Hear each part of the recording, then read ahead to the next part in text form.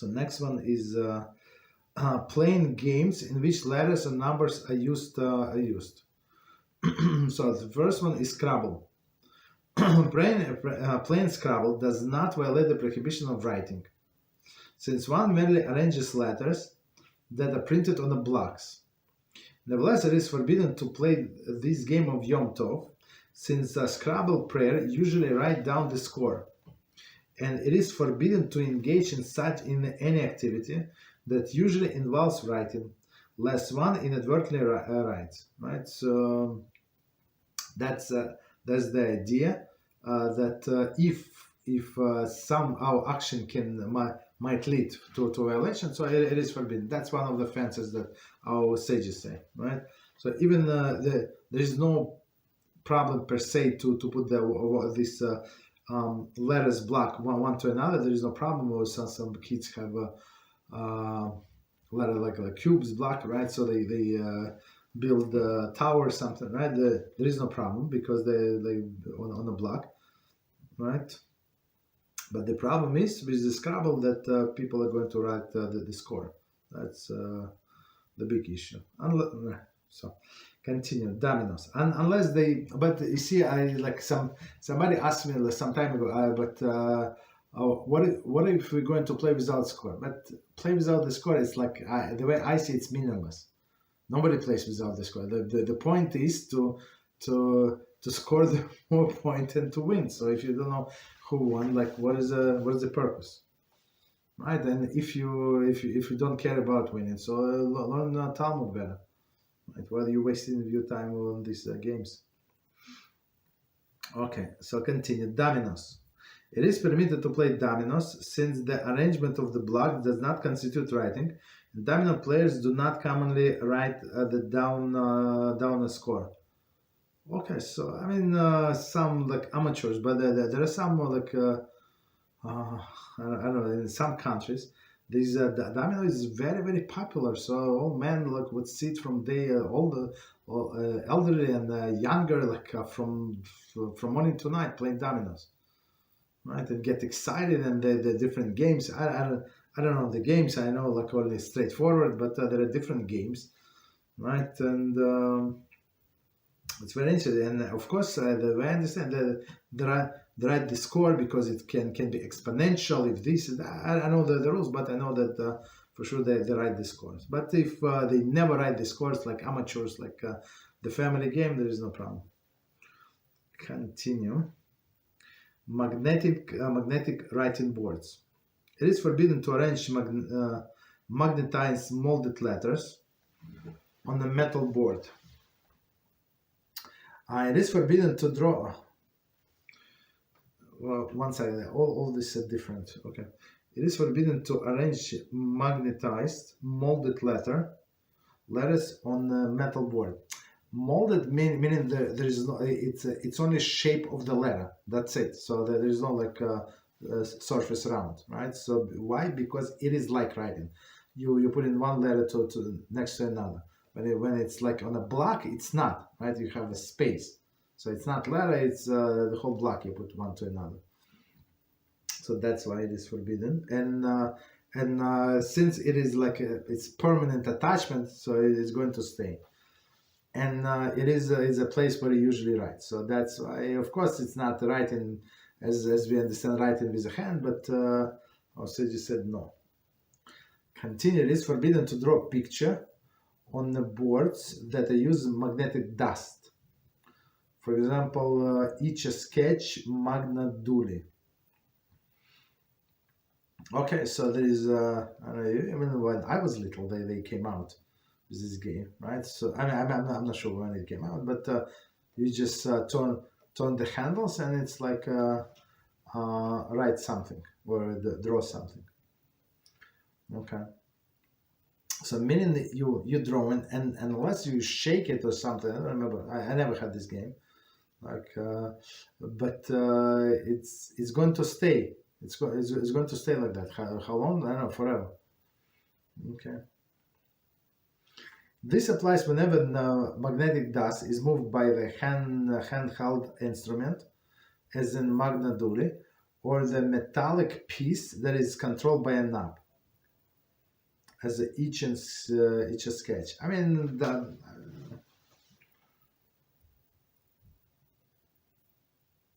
handheld is okay. So it's basically it's directly or indirectly. I mean, the result is the same. So you did something that you created picture. Okay, puzzles. One should not assemble a jigsaw puzzle of any size on Yom Tov, since one forms picture by combining pieces. So we're not allowed to develop pictures, meaning in some sense it's like you're painting.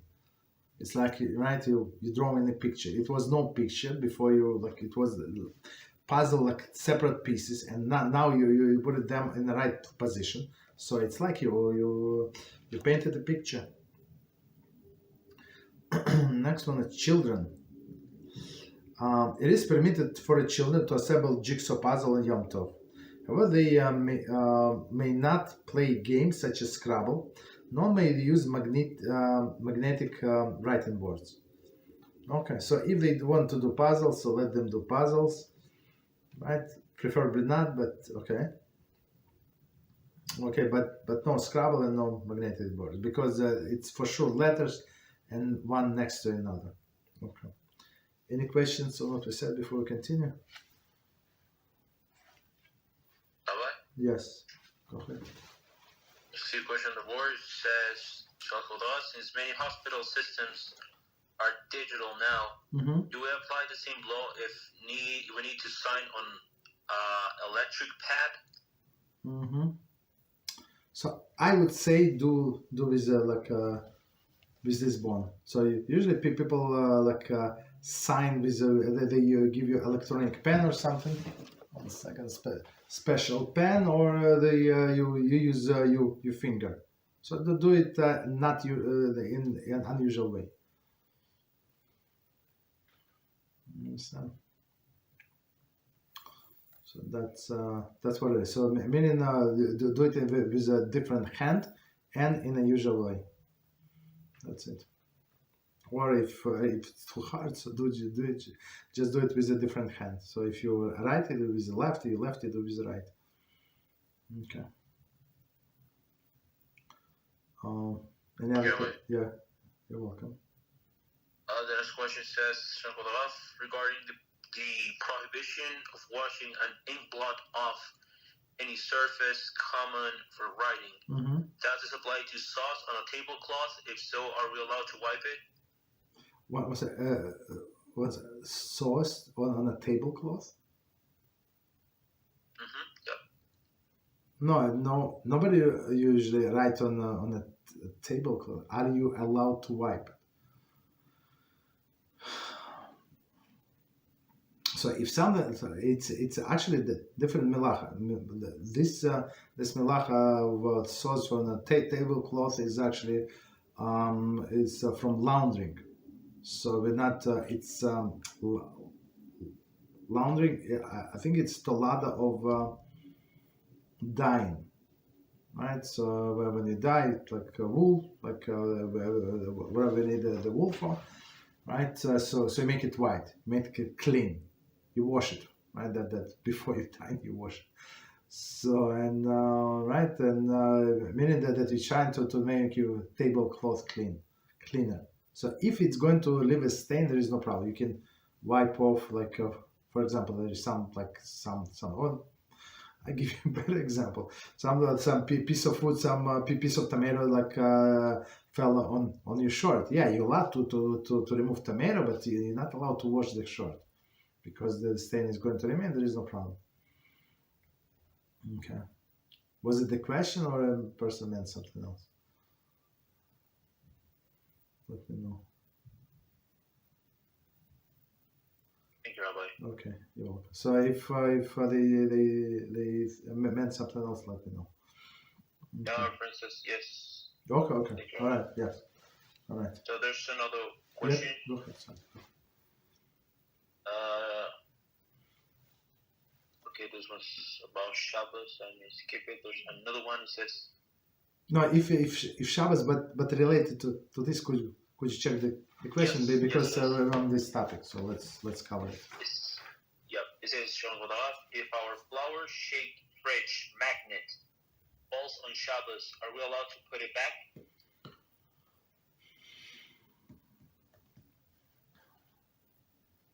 That's a good question. I would say don't do it, and but it's a different prohibition. This prohibition is sewing. Well, what is sewing? It's attaching one thing to another, like in more or less permanent fashion. For example, on my refrigerator, I have some magnets that I have not moved, like I don't know, very long time ago, right? Maybe years.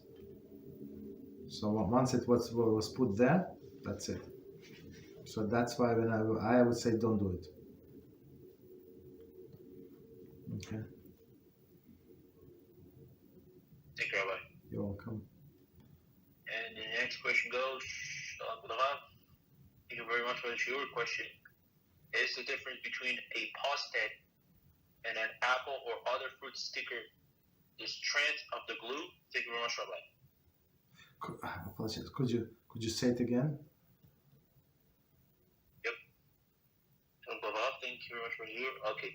Is the difference between a post-it, this like a stamp? I guess a stamp. No, you posted out there the small papers that are sticky.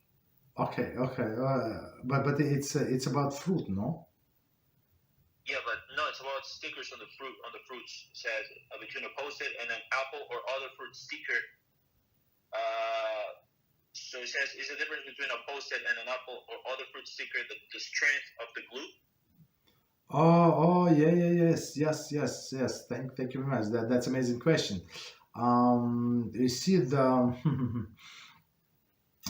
this like a fruit sticker was there like to stay, right? Not to be removed because they want to scan it. So even if you handle roughly, like they want the sticker to be there. And on Shabbos and Yom Tov we have a different prohibition of borer, so we cannot separate. So like of course you don't want to eat the sticker, you want to eat your apple, right? So it would be separating bad from good.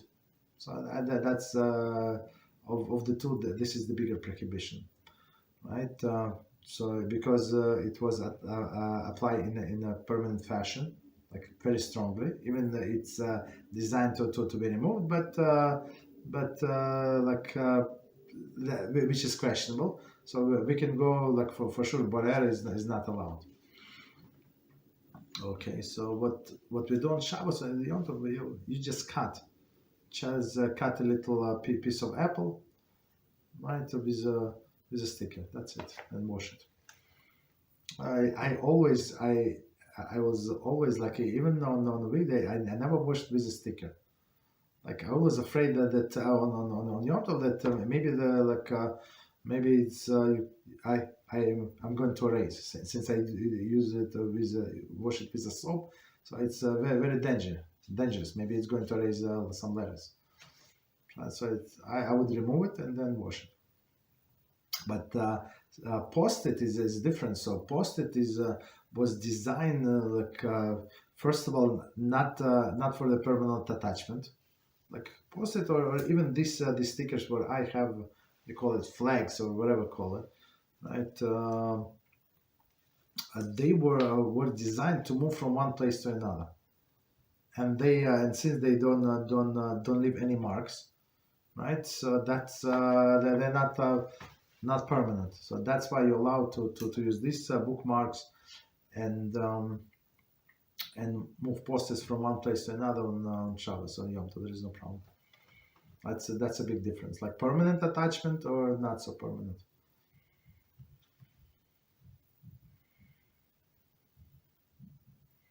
Thank you, Rabbi. You're welcome. So I have a question in regards to jigsaw puzzles. So why are children allowed to assemble these jigsaw puzzles and not the other games such as Scrabble or the magnetic boards? Mm-hmm. And anyways, they're performing a Melachah when forming like an image with the pulses. I was wondering why one is permitted and the other ones are not. So this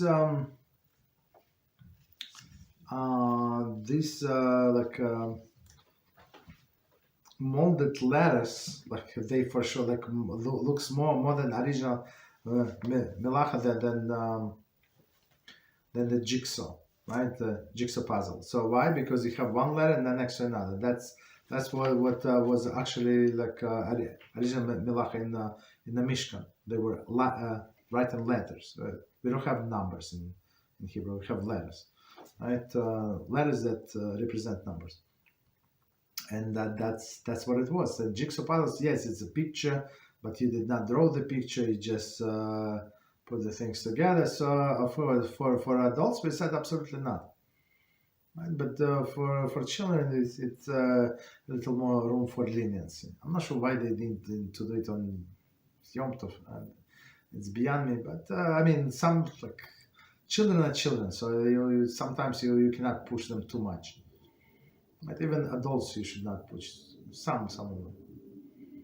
Right? So for some adults, they would appreciate the pushing, and some adults like they want to be like so independent that like every little pressure they already resent. Okay, that actually comes have this thing with this halacha that we have to read parasha every of the week every year, right? From 6 years old until you die, every year. And it's very interesting. So every year I find like in a commentary that I heard many times, and if you ask me even 8 months from now, so I'm going to tell you exactly what Rashi said. Not in some of them because I remember so good, but after some years, like I get the totally different meaning. So for example, I give you one commentary.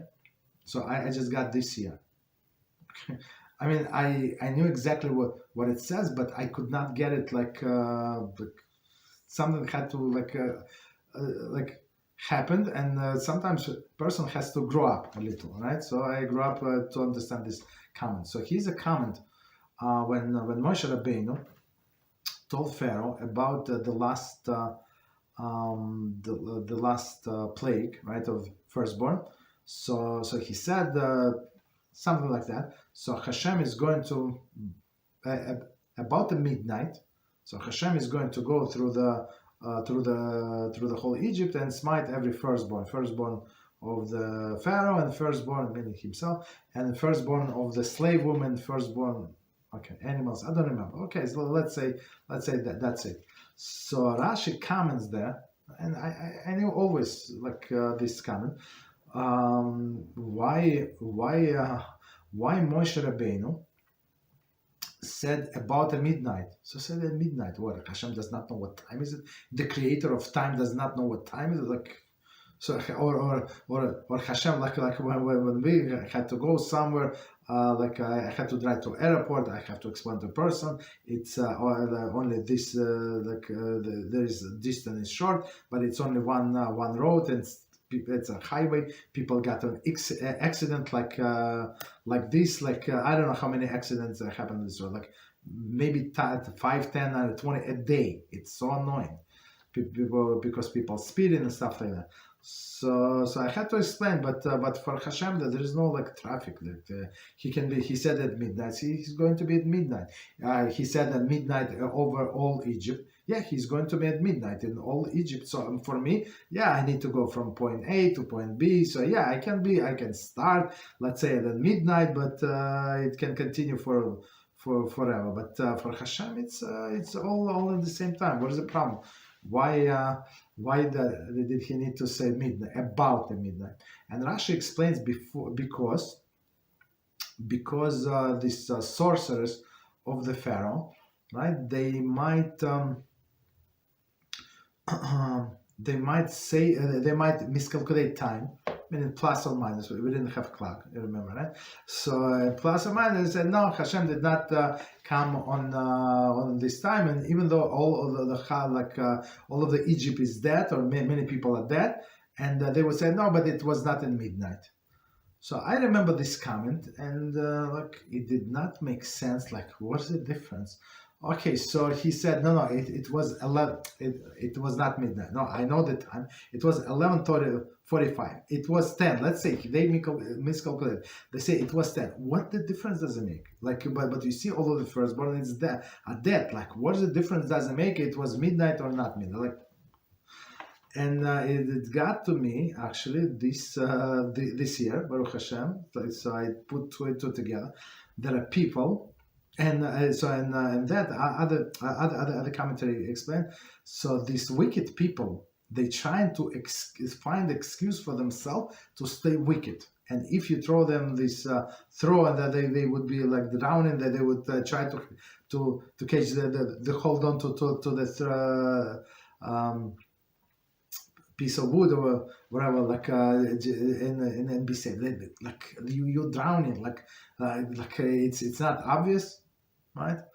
And that's what our sages say. So and God to me, like today there are people, and you present the information and everything may say, and they like, and then they like until they cannot no longer like you or your information. Why? Because the information requires you to make changes.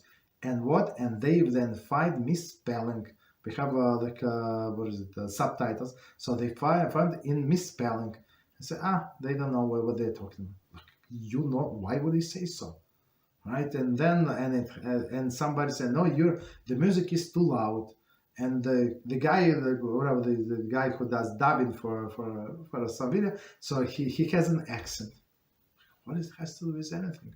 But look, what about information? Information, sure, he has an accent. Okay, he has. I don't know his accent, but I think he speaks very good. Baruch Hashem, very like he's like professional, like actor or something. Like as if you ask me.